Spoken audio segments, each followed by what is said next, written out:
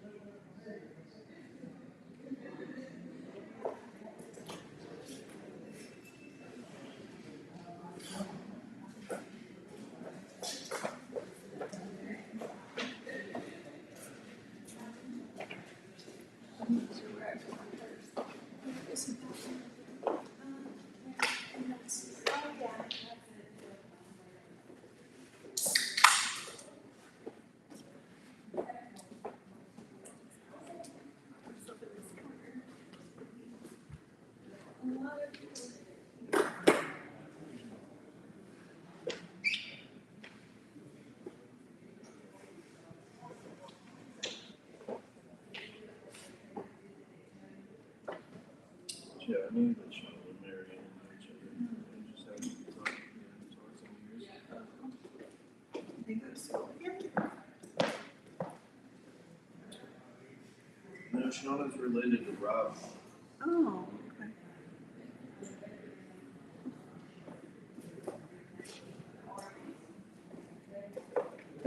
Anything I can do on it?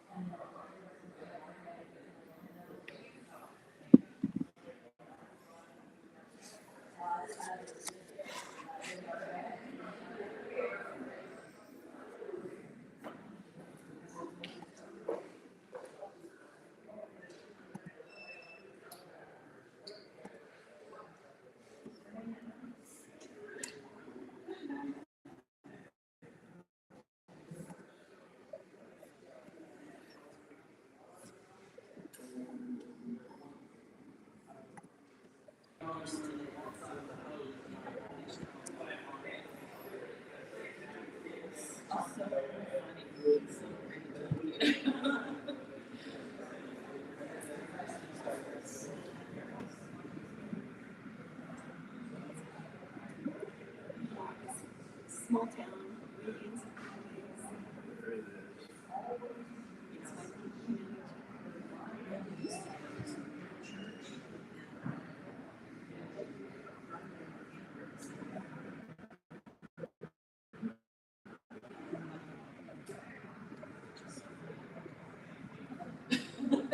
There it is.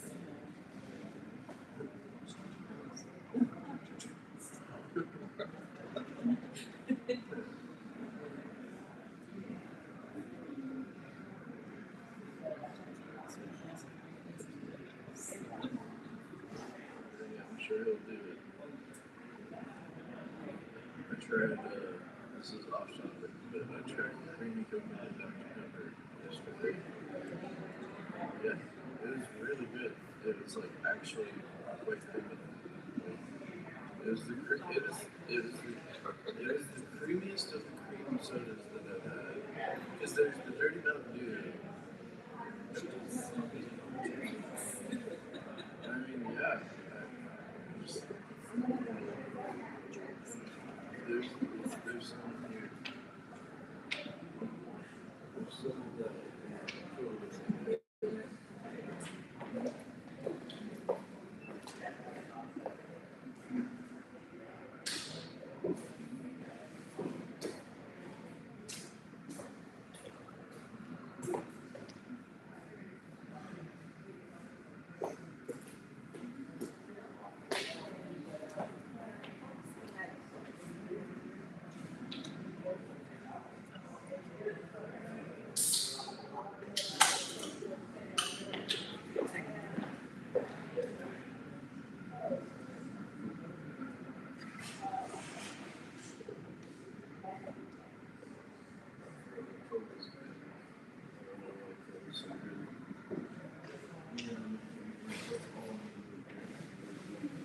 every time we hang out, it's so helpful. Cherry Pepsi, regular Pepsi, Coca-Cola, vanilla Coca-Cola. Although he doesn't get vanilla Coca-Cola that much, I don't think he likes it that much. I like it a lot. But yeah, we always have some kind of cola. And I got RC Cola. Yeah, I need it. I have like two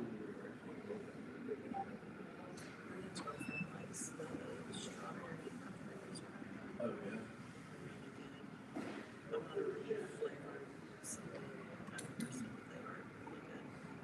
Yeah. I need to try that.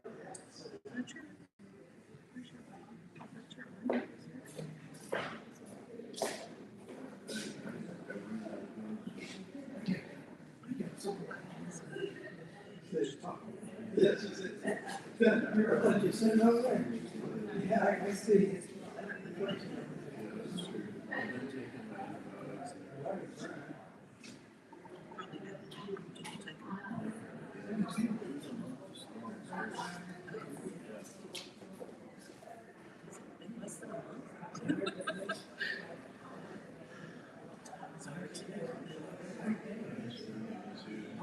I also miss like one day yesterday. I don't miss one day.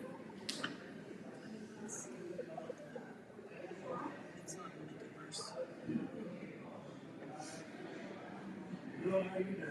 Pretty good. How you doing, man? You're oh gosh, yeah, you're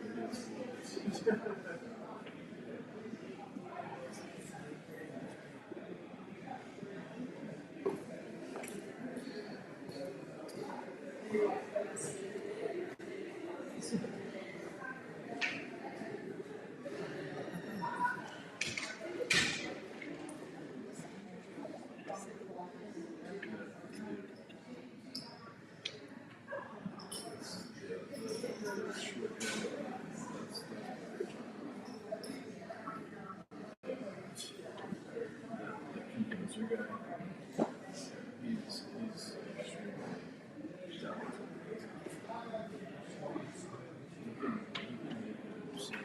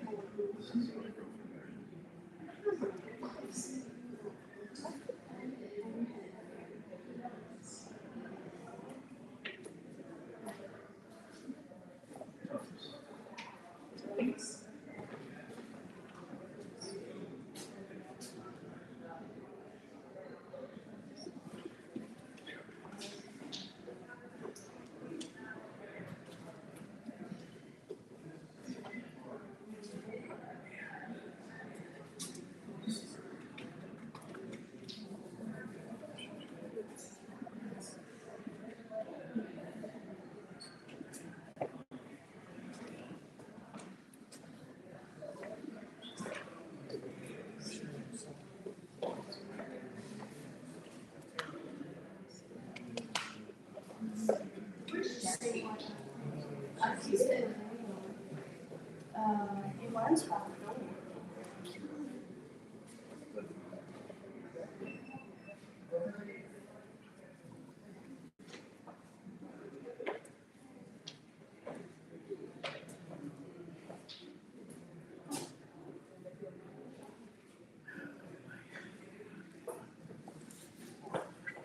door. Walking on me.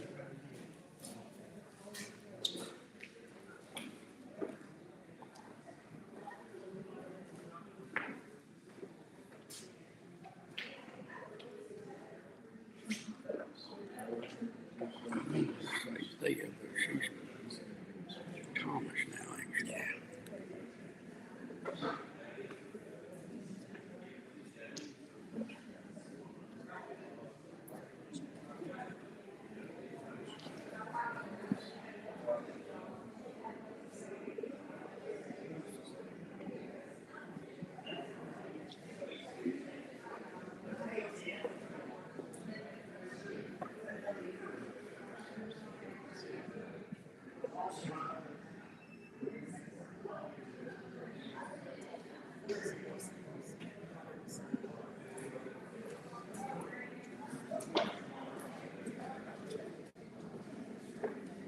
I was looking at that mirror over there, and I thought she was already sitting over there.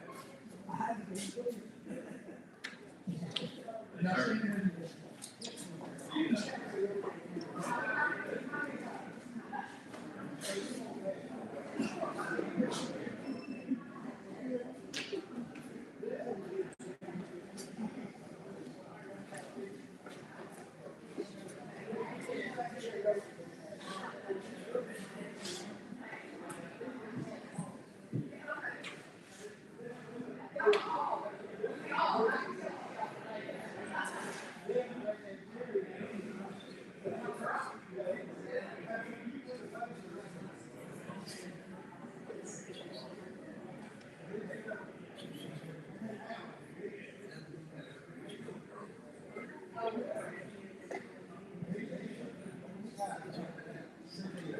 Yes.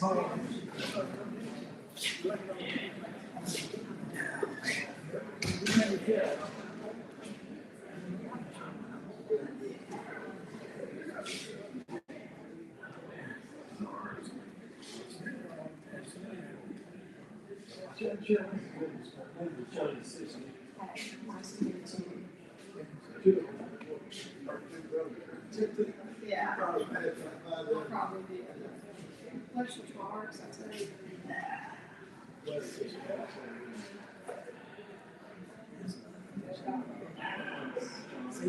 Yeah.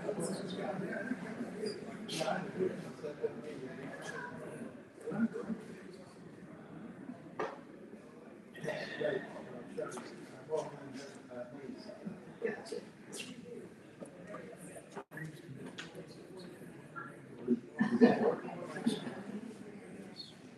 She looks like she's gonna go to friend.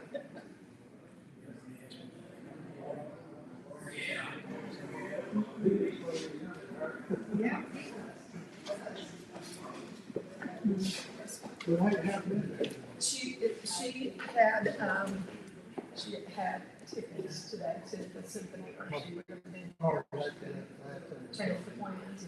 She said she was going to be something that she's talking about. I talked to her, as a matter of fact, on the way out here, just to double check. Hey, hey, this is a lifelong friend. I've known you all my life.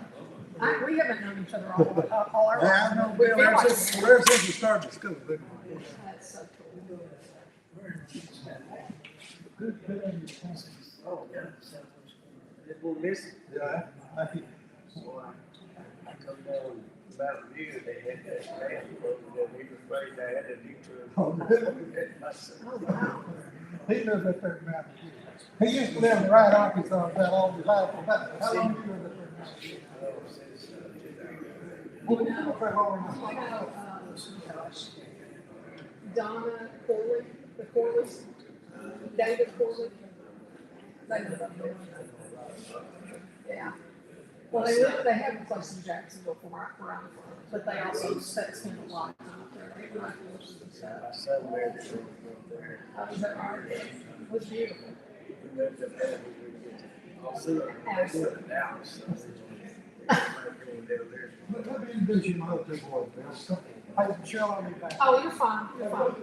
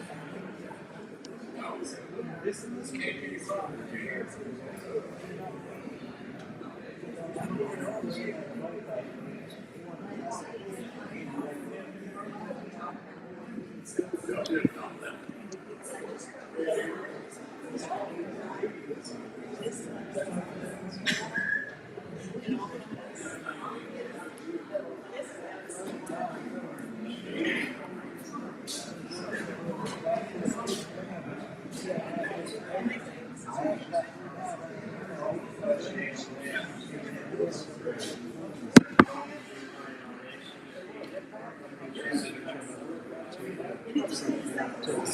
0.2. We're good. I've got this point.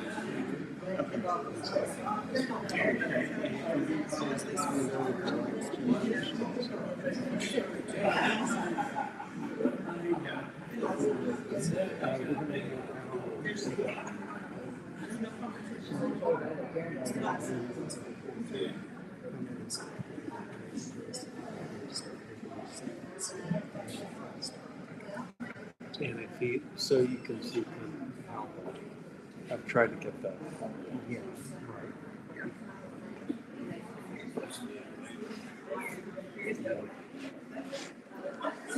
So where's that seat?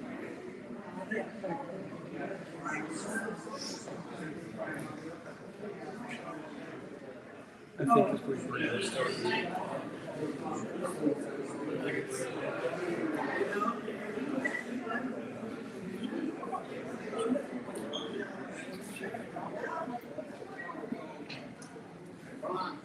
I just broke that mic one day and I didn't know it was going to be. I'll carry my. Yeah.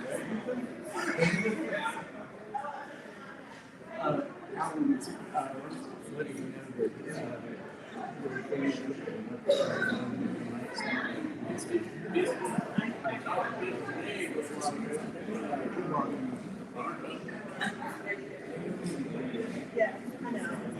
And that's, and I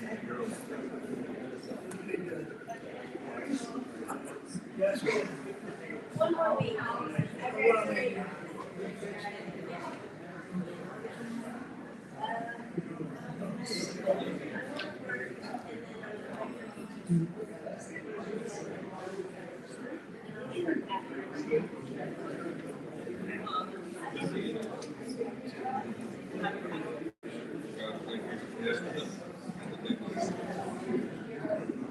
Yeah, it's perfect. Yeah, exactly. How's it going?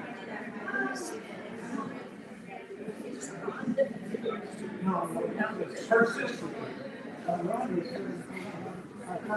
I don't see Caroline. Ronnie, hey, Carol. Yeah. Before you start running.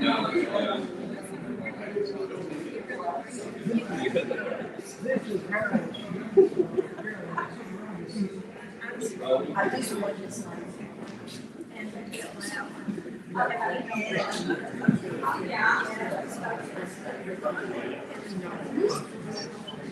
Have been friends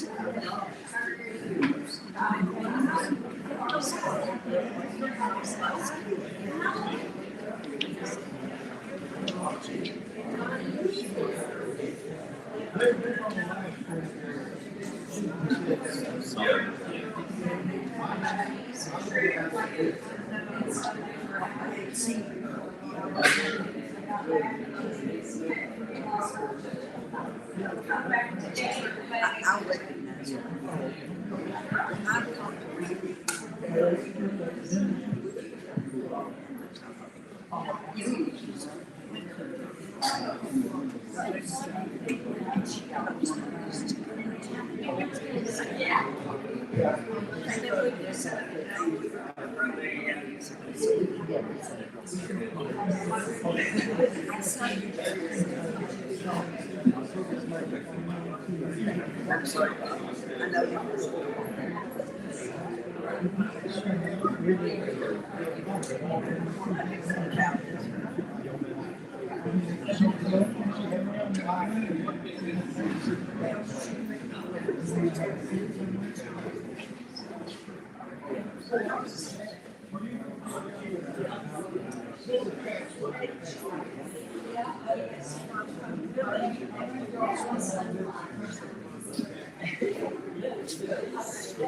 I remember that. How are you? God, it's been so long. Thankfully, we haven't.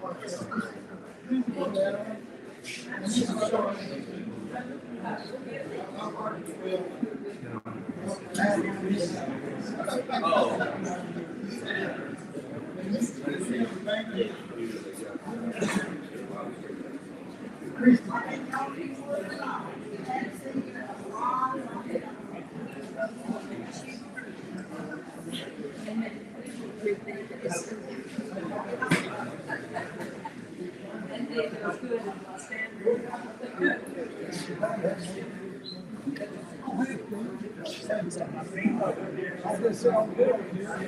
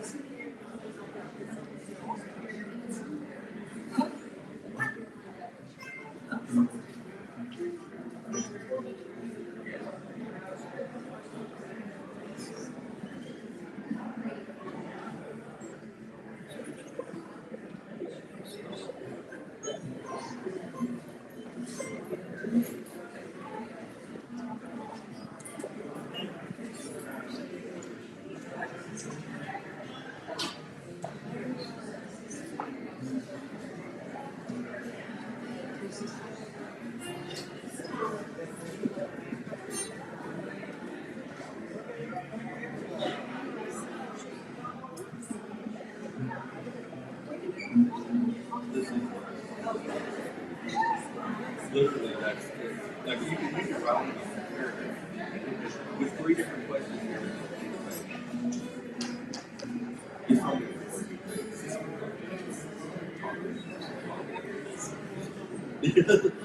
yeah, I mean, you get the wrong job.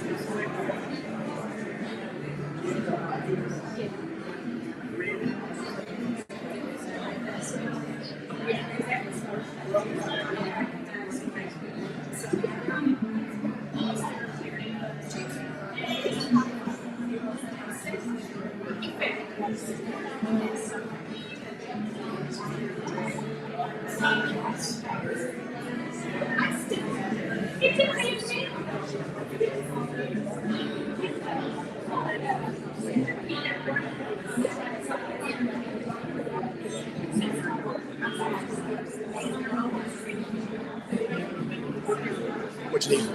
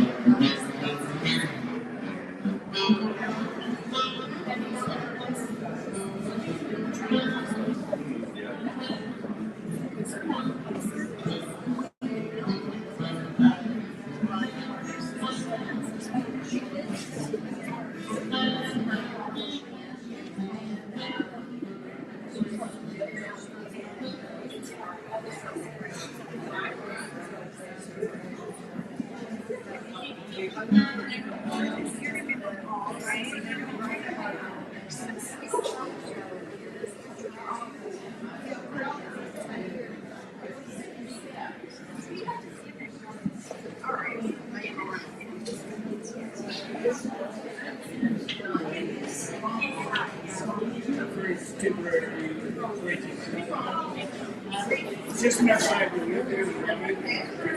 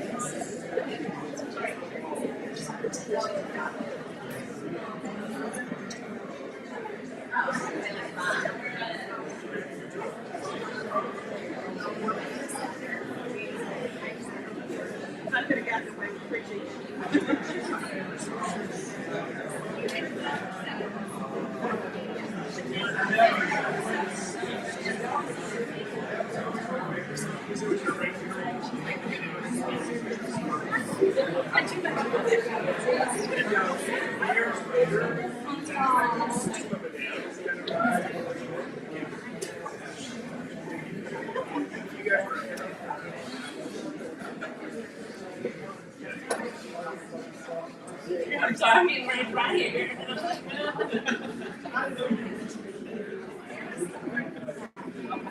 You do me too, okay?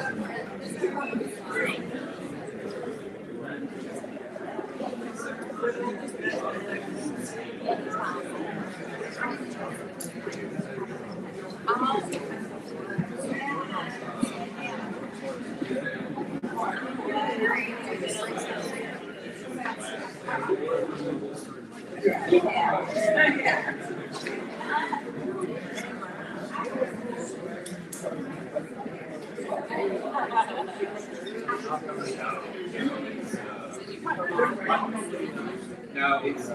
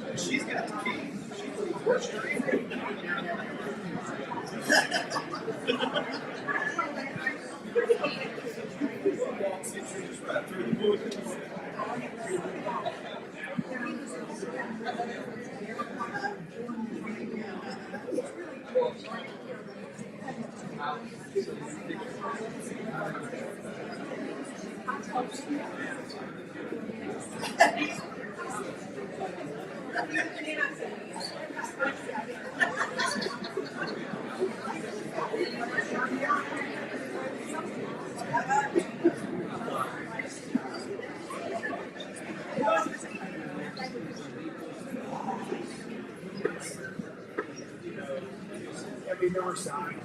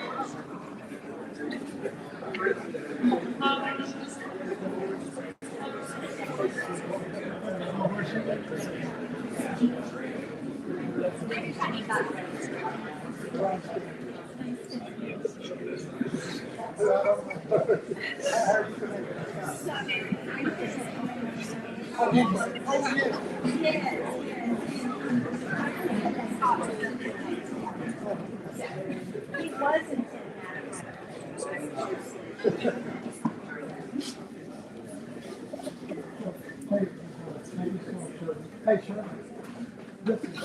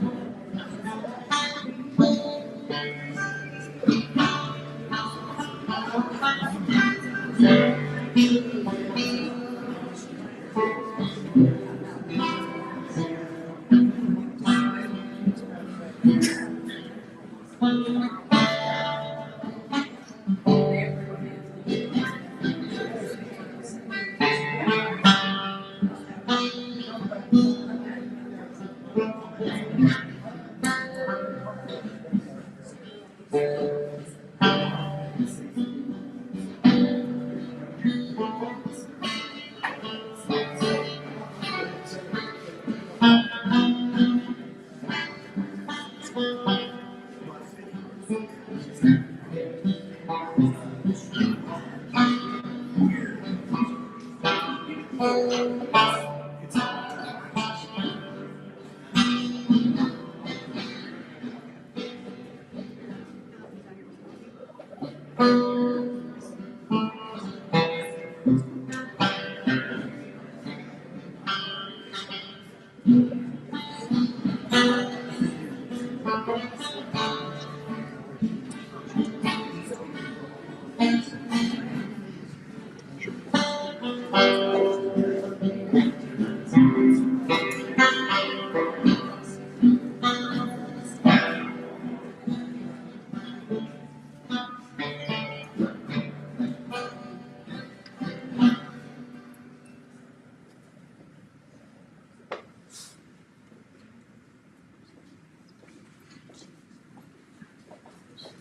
afternoon, friends. We come together today to remember a friend, brother, dad, and someone who was so loved and loved so much. You know, it's hard to imagine to not have Scott in a room so he could be the smartest person in that room. We might need to all take some kind of quiz now to see who will take that smart. Because he was the smartest person in the room, but didn't tell you so. You knew it. You knew it just from who he was. Now, Scott was not religious, but Scott was deeply spiritual. And Scott loved good literature, as we know. Right? Spent his life studying literature, reading, and exploring everything that was out there. But I learned that one of Scott's very favorite books in the world was the book of Job. And we think we know a lot about Job, right? We think we know, Job lost everything, and then Job suffered, and then Job got everything back. But that's not all that happened. I think Scott loved the book of Job because it was narrative and it was poetry. It was triumph and it was tragedy. But most of all, there's about 18 chapters of Job that's just an argument with God. And Scott loved a good argument. Okay? But God said, where were you when I created the world? And I think Scott could see himself in that he did have a place in this world. Now, one of the things in the book of Job, at the very beginning, when he loses his family and his farm and his crops, and he even breaks out in boils all over his body, his friends show up to sit with him in the ashes. When 3 of Job's friends heard of the tragedy he had suffered, they got together and traveled from their homes to comfort and console him. Their names were Eliphaz, Bildad, and Zophar. When they saw Job from a distance, they scarcely recognized him. Wailing loudly, they tore their robes and threw dust in the air over their heads to show their grief.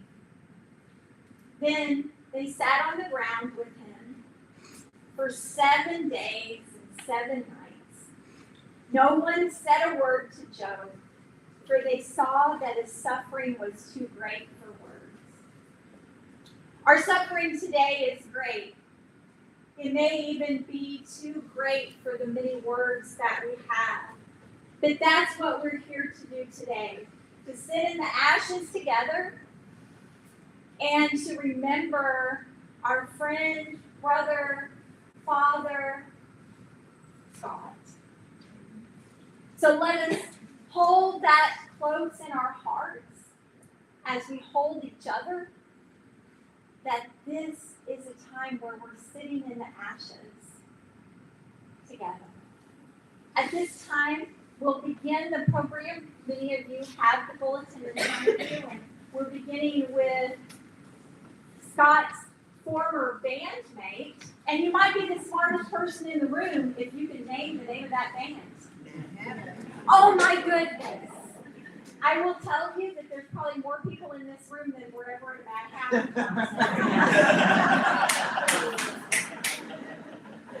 Oh, you're dumb.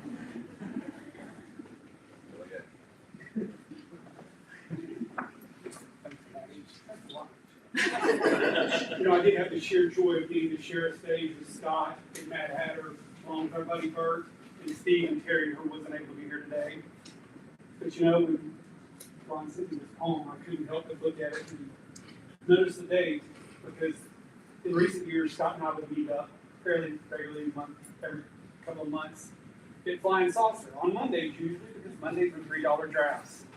And I had to Google the date on this, and it's Tuesday, so I would like to think in my heart that maybe Scott was channeling one of our Monday night sessions, catching up. Let's have a beer for you and one for me, and one for our companion to your right. If we have friends, as sure as 1 and 1 make 3, we're celebrating well into the night.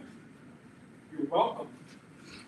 Sir, I'll drink mine to your health, as many as our lovely beer maid pours. If we have friends in beer, what need of wealth? Drink up, I say. Mind you, the next round is yours. Our days, much like the nuts on that bar, are salty, finite, cracked, and gone too fast. But are we going to stop? Like hell we are. No fine, delicious thing was meant to last. I'll leave you gents to ponder what I said, as well you should. I got to hit the head.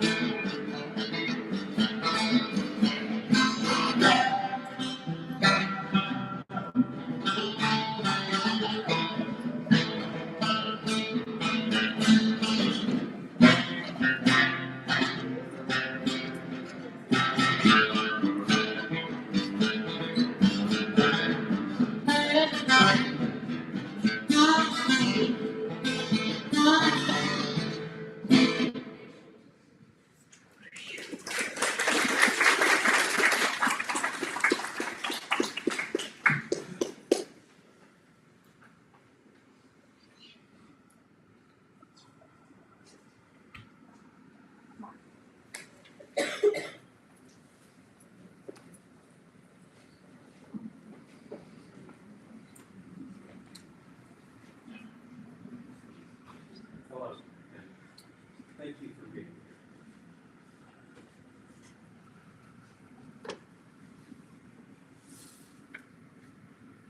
From the frozen and wild wastelands of the north of Greyhawk, where bleak and joyless days unfolded into the tenebrious terror of night. wrote a barbarian of singular focus, skill, and vengeance. This formidable foe of evil was Sard the Slayer, or as he was known in another distant but entangled universe, Scott. I met Scott in 1983, a time when my whole life was upside down. My father had passed away a few years earlier, and my mother, sister, and I had to relocate to a new neighborhood where I knew no one.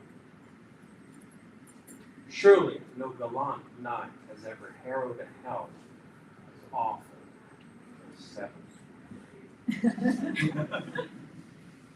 But by some peculiar bit of luck that had originally looked like a desperate mistake, I was placed erroneously in advancement, or tag, math, as it might be familiar to those of a certain age.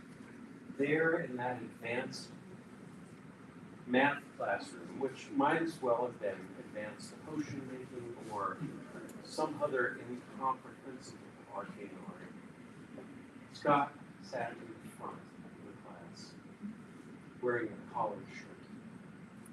I sat in the back of the class and usually rocked a Harley Davidson t-shirt.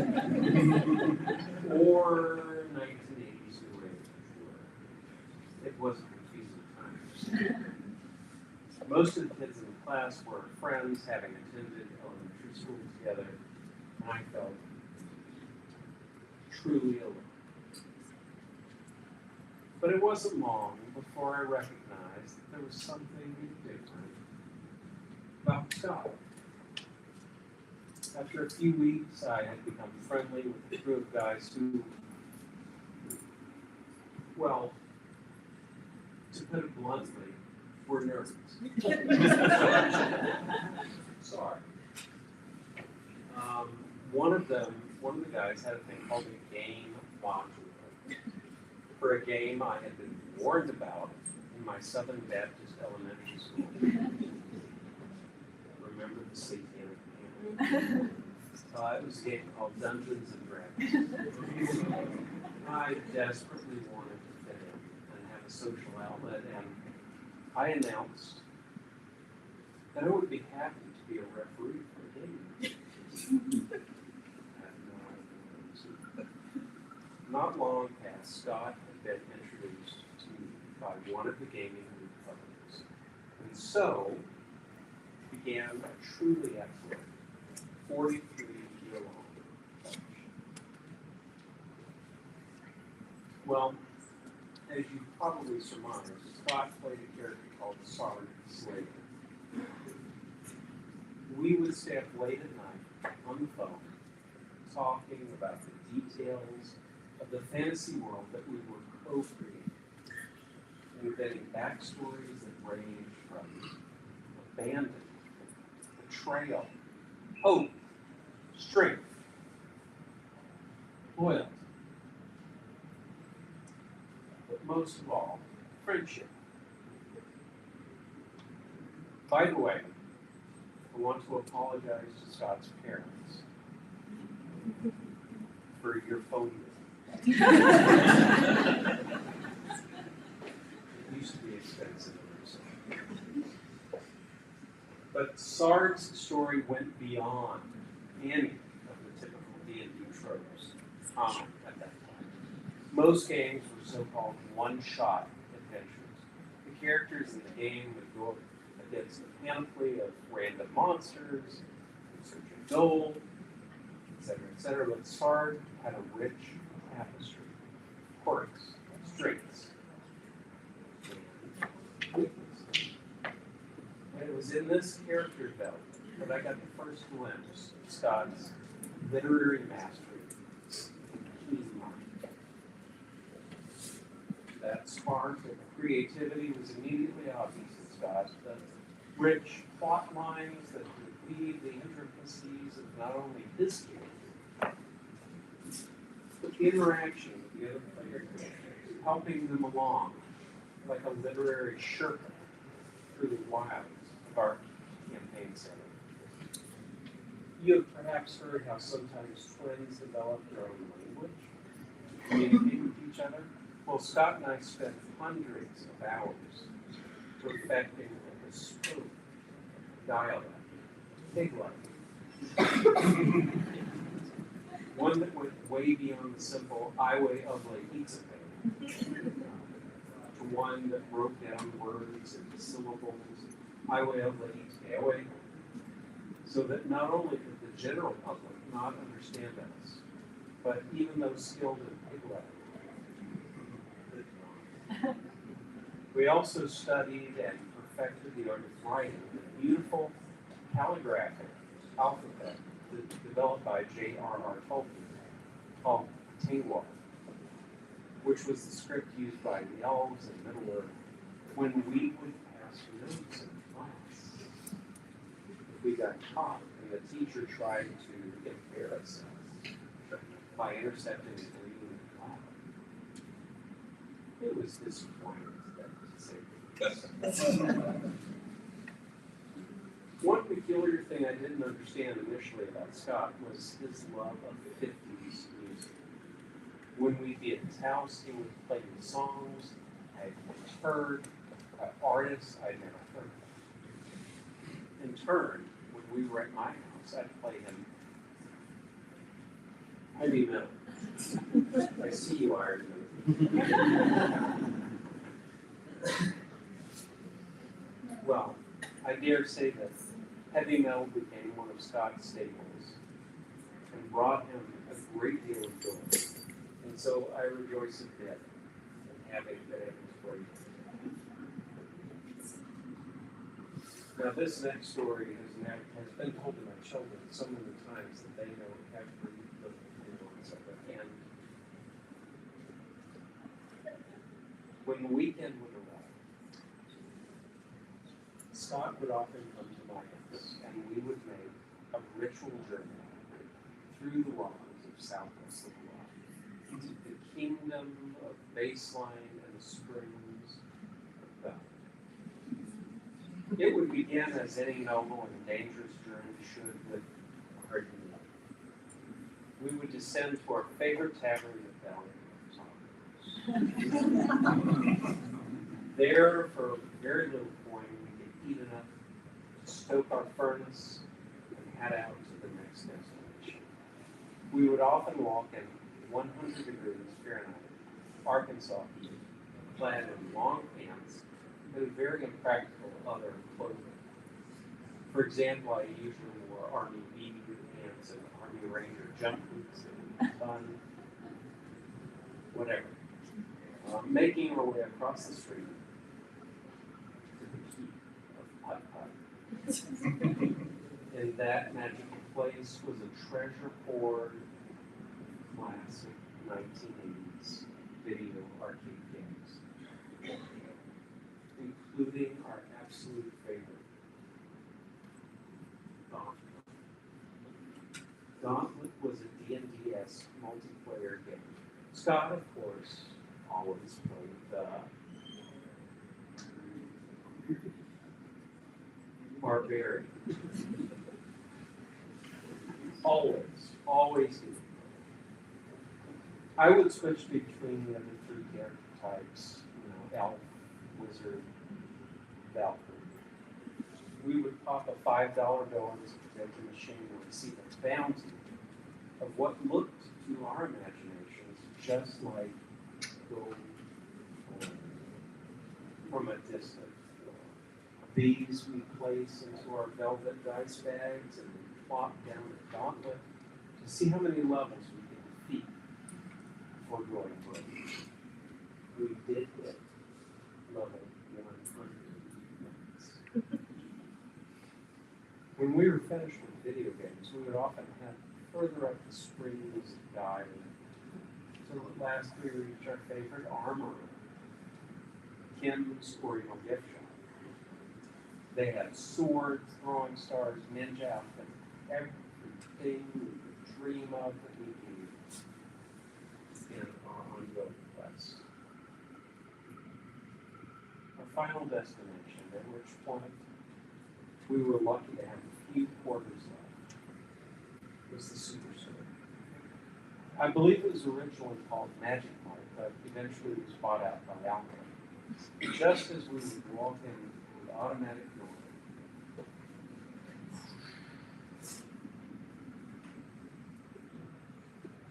feeling the very welcome ice cold air conditioning, we would pump whatever quarters we had into a dump-off machine. One that dispensed little rubber bouncy balls. This became an important bonding activity for us. Usually the ones we would get from the machine would be in 1980s fluorescent colors. You know, yellow, fluorescent orange, fluorescent green, and they had the gold speckles. But somewhere deep inside the machine, always lurked an elusive cat's eye. When either of us would pull one, we'd rejoice. I kept my pull in one of those old Coca-Cola 3-liter bottles. They don't make those anymore. All the carbonation would go out before you could drink them. And I filled one of those completely, and I had some overflow. I unfortunately lost my collection over the years, but as kismet would have it, when I arrived in Little Rock for this service, I stopped into a restaurant for lunch, and there, in the entry vestibule, there stood a glorious vending machine packed with bouncy balls, and a bold sign saying, "Not candy, do not eat." Frankly, neither of us ever felt compulsion to eat, but whatever. And I've been walking around with that bouncy ball in my pocket ever since I got here, as a reminder of Scott. And a reminder that the simple joys of fellowship and life are so much greater than a dragon's hoard of gold. Our quest took an unexpected turn at the end of ninth grade. Scott and his family were going to be moving away, and nearly as I understood, he was moving to another continent. We both really struggled with the idea that we would not be attending the same high school. We had both relied on each other through junior high school as we navigated the perils and traps growing up. But soon enough, this challenge was overcome. And we managed to hang, not as much as we used to, but that changed from the driver's license. And probably the coolest car I've ever been in. We would bomb around in that glorious blue bikini, which would eventually become an essential term in the equation of us getting girlfriends, going on frequent double dates. Now, I don't mean to be disparaging, but neither of us had a very good sense of direction. Scott's was a lot better than mine, but I can't count the number of times we would head out to meet someone else, say Rodney Parham, and we would end up in Sherwood. This led to one of our longest running shared gags. We would look at each other and say, "We're in Honduras!" We never did have to offload the Espanol. Lost or not, we had fellowship, and that fellowship continued into a band we were in called Talisman, in which we played heavy metal cover songs. In time, Scott would become part of another excellent band, Mad Hatter. Represent perhaps the most significant story I can tell about Scott, and if you take anything away from this eulogy, I hope it's this. It's how he rescued me from absolute peril. After my girlfriend got me to go off to U of A, I ended up dating another gal, and she was very, very bad news. Absolutely abusive, mentally unstable. My mother did not approve of her, and rightly so. And in my infinite hubris and complete lack of sense, my solution to the conflict was to move out of my mom's house and begin with the girlfriend. What ensued was very unhealthy. Scott became extremely concerned and would urge me to break it off and head to safety. Well, I'm sure you can guess how well I took that advice.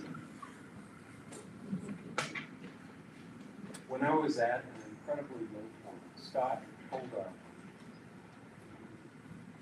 his family's giant station wagon, you know, with wood paneling and all. And he stormed into the trailer where I lived and said, "Come on, man, you're getting out of here." He started whipping the microwave out of the wall. He started getting the stuff. He threw it into the station wagon. And he would not take no. And as a result, I have the privilege of standing here with you today. That is the friend that Scott was.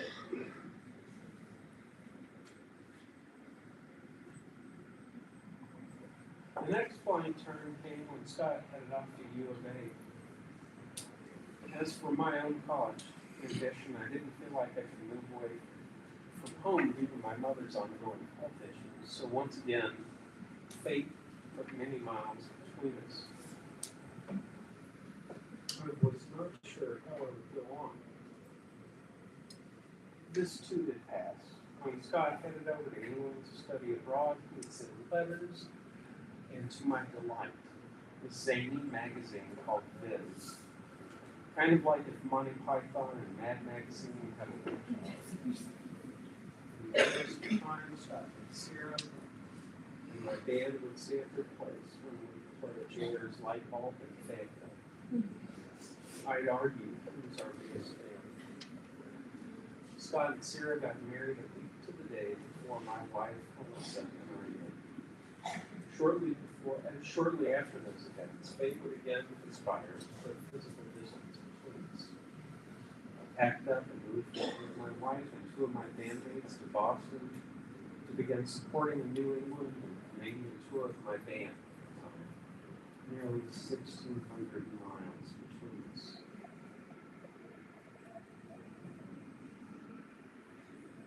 And that was extremely hard.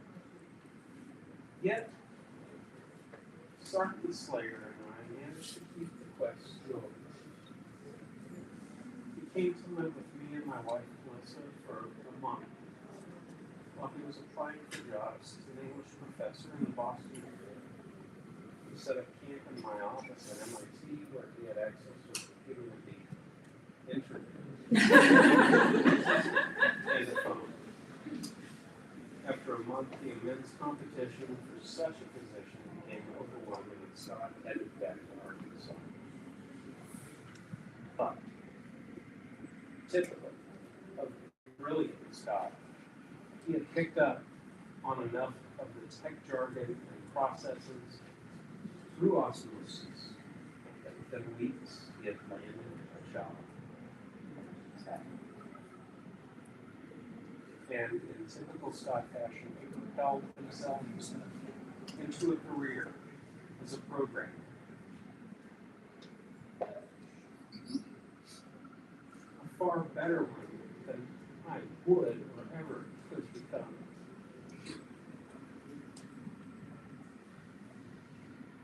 Our kids were born and life became a whirlwind, making life for our fellowship became increasingly difficult.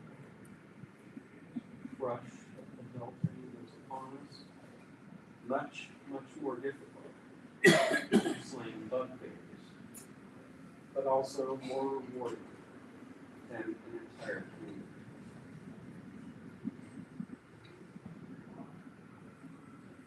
when we get to see each other, holidays or special visits, the distance always melted away. It was as if no time had passed. We picked right back.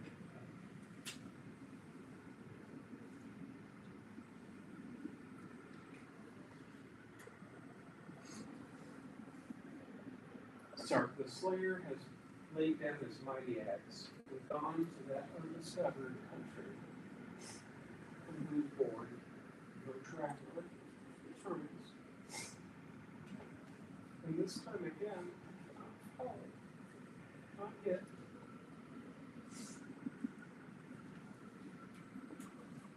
But if the past is the best predictor of the future in time and distance, our merely quest to be conquered, my friend, my brother,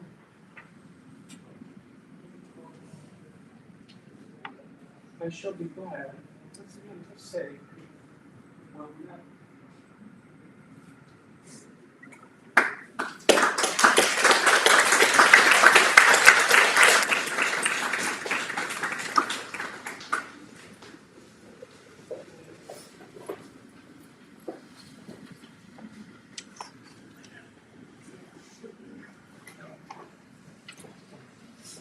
Well, Caroline Easley, Caroline Standridge, he's, Scott's cousin, twice.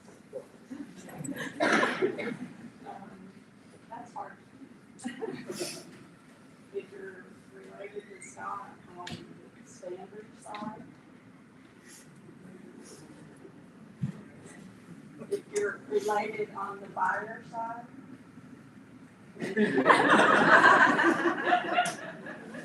it's all perfectly legal.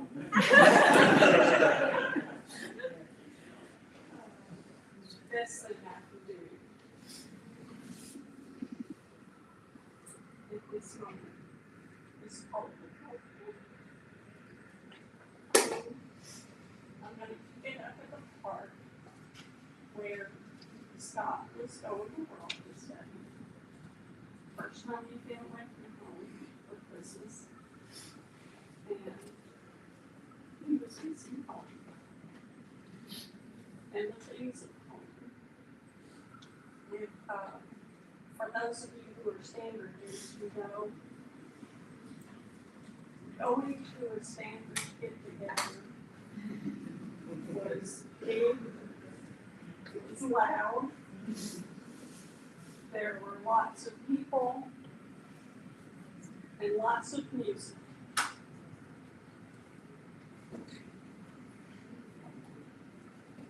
They were such good times. What Scott wanted most of all, when he was away, was to hear his Uncle Paul's music. And I'm going to read what Scott wrote. And it was to go inside the CD cover that Uncle Paul did for Scott. So these are Scott's. The thing I remember most about Standridge family get-togethers all through my childhood is Uncle Paul playing his guitar.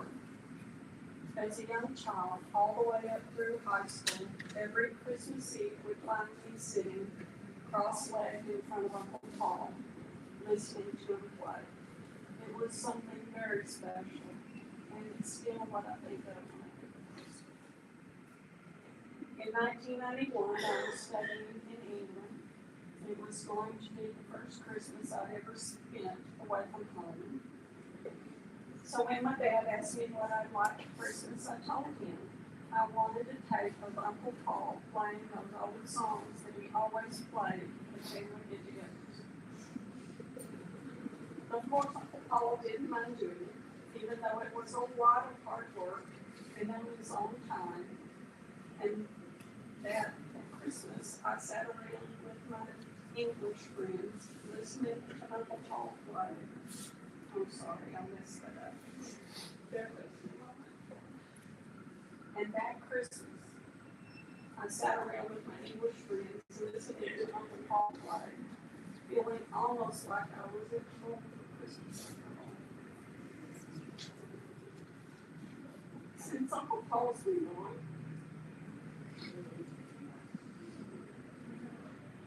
that tape has been one of my prized possessions in the world. Not only does it remind me of the wonderful music he used to make, but it also brings Uncle Paul back to me himself.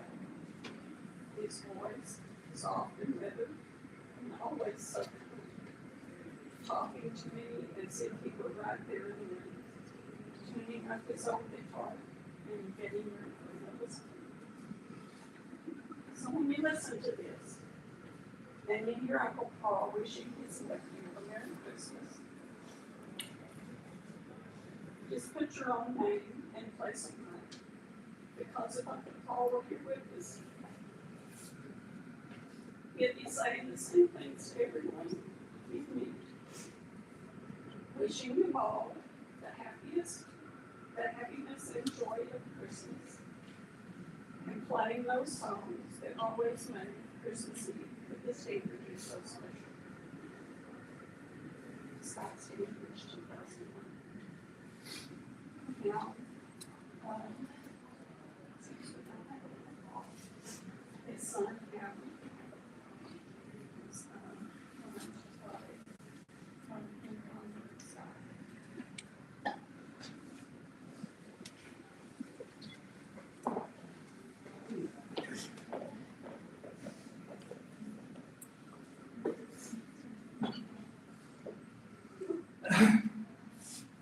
I ain't quite as good as Daddy, but I've tried to work.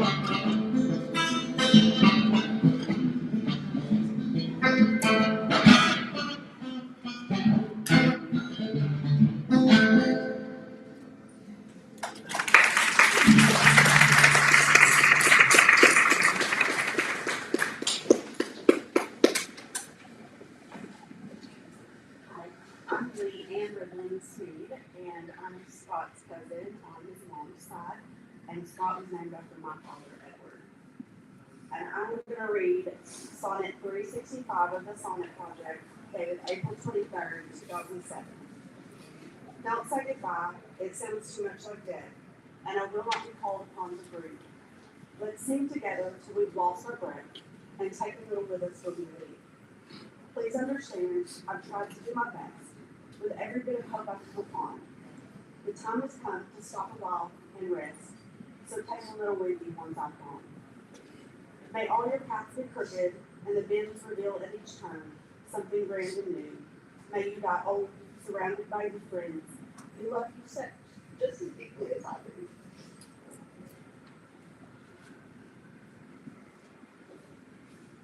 We'll meet again, but we need to know. So take a little week.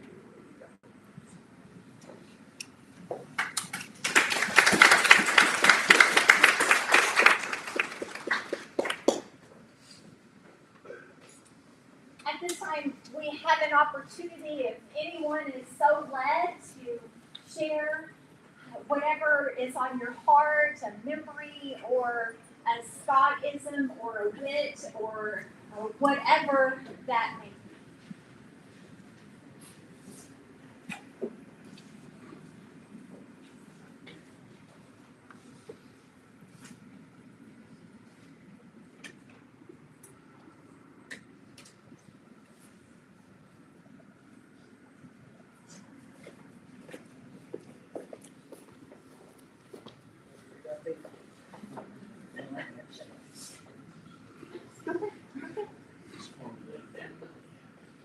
Probably good, right?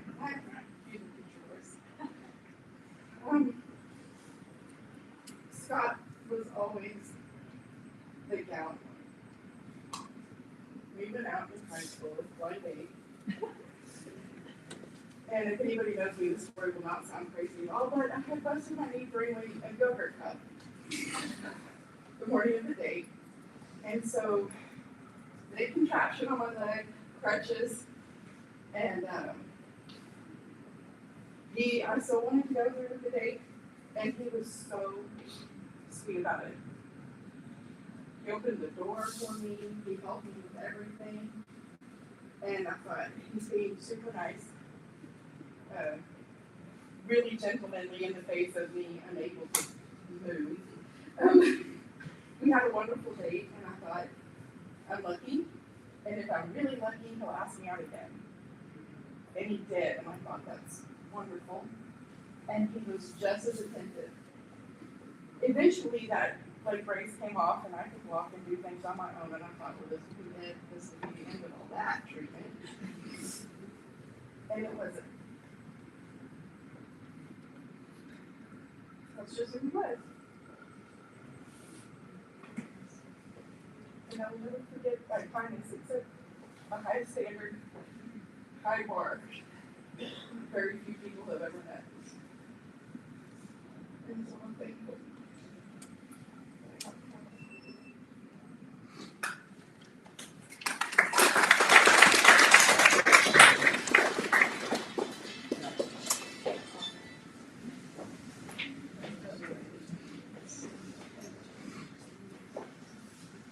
Okay, I'm Scott, David, Paul, anyway. Me and my wife were asleep. It was like 2:30, 2:45 in the morning. Get a phone call. Said, who is this on the phone? So of course I ignored it. I didn't recognize the number. So I listened back to the voicemail. It's Scott one. Hey man, answer the phone. I need to talk to you about something. Real important. Okay. Well, I called him back the next day, and he said he was looking for a kit of drugs for his son. Of course, he looking for a kit of drugs. He goes, hey, I know you said you got like 3 or 4 drug kits around the house, you know, but you think you can just turn loose and look for it? And I said, Scott, I'm sorry. My drugs are so wore out, but you don't want none of my drugs. You want to maybe go to Marketplace on Facebook and see if you can find a kick there. Because I think it what he really did, you know. But one thing about it, he goes, well, I appreciate it. Every time you would see Scott, he always would have an encouraging word about something or a funny memory, or he always grab you, I love you, hug, love you, hug, you know. And I swear, that's one of the things I really don't miss about him. And plus his personality is, everybody knows how his personality was. And I really enjoy his twisted sense of humor. I'm pretty sure a lot of people do. You know. Anyway, how long I can stay. It just still doesn't seem real to me, but you know, there must be a great band up in heaven right now. The only thing I can think. That's all I got to say.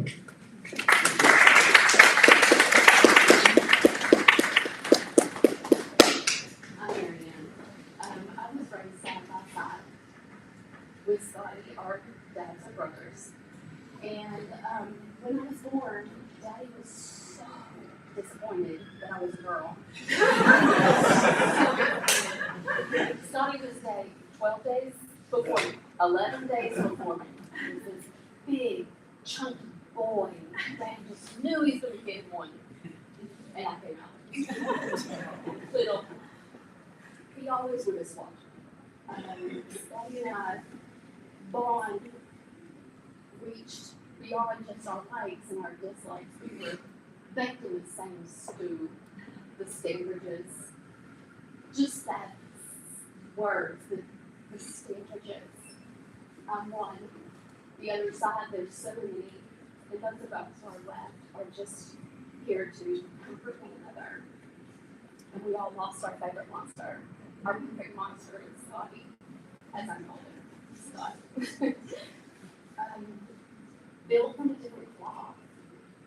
The most docile, most sweet, kind person. I would joke if I was born in his body, I would have been arrested. It was just more aggressive. And he taught me how to be better together than we were separate. And it's unbelievable that we're saying goodbye to our perfect monster. He was built of all the experiences and all the love of the people that was in this room, stitched together from Sarah's love to all of our families, built to be everything to everyone. And home.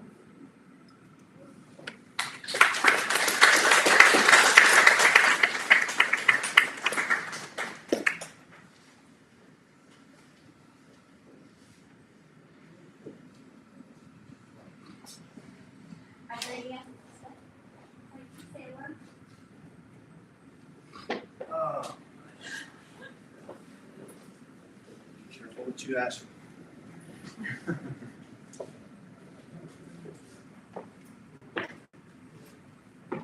Everyone hear me okay? I'm Todd Krebs. I've been the manager of the Transamerican Life Insurance Company forever. I used to work with Carolyn Easley, and I have no idea I hired this English guy. But Scott, man, I actually ran into him terribly last summer at Kroger's on Highway 10, and he was like, John! And he was like,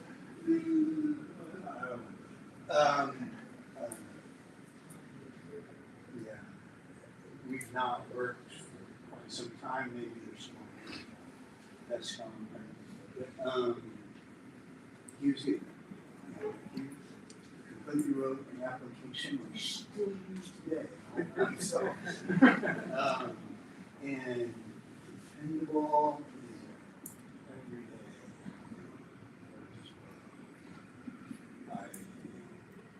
We used to live like in the next block over. His family. So we made it to one parent. Yeah, great job. I mean, I'm trying, I wish I had a friend like that. Anyway, I just am super impressed. A huge family, and all the love and everything is here. I know he's it's starting to get into that season for me. Anyway, thank you. I'll.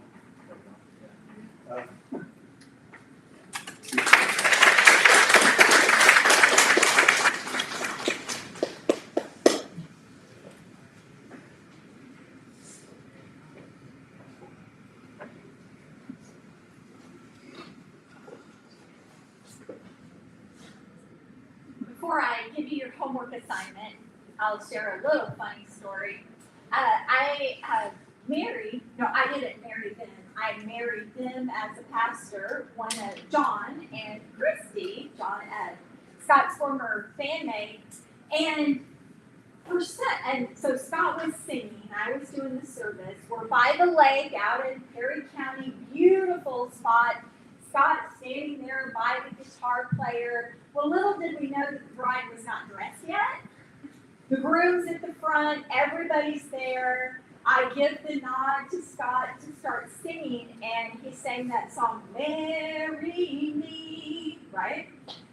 Christy was still getting dressed, and they only learned one verse of the song. It was hot, I was roped up.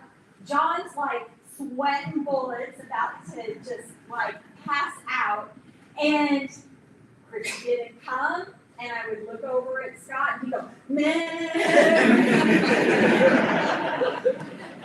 Like, did you know that song was 15 minutes long? So Scott was a good wingman to have it away. That was for sure. Then we kind of started looking, we're like, do we tell John she's not coming? But she did, and we were proud for that. But, so I think the academic that Scott was, we need our homework, right? We take our homework from the life and the lessons that Scott taught us of what kind of date, partner, friend, co-parent to be loving and accepting and generous and caring, to be the dad that was fun, that knew all the quirky things, that knew all those movies and songs, and actually was kind of cool in the summer of '91, maybe a few minutes. To be the son that was the valedictorian and that studied abroad and that was the smartest person in the room. To be the friend that stood by your side from the 7th grade through the awkward college years into now. And to just be the person who may be the smartest person in the room, but be humble enough not to prove it. To be that person that would show up and sit in the ashes with you, as his favorite book taught us. So as we go from this place in peace, know that we carry a piece of Scott in our hearts that we'll never forget and share those stories forever. For a person lives as long as their story is told. So go in peace, my friends. Share in fellowship with one another. Amen.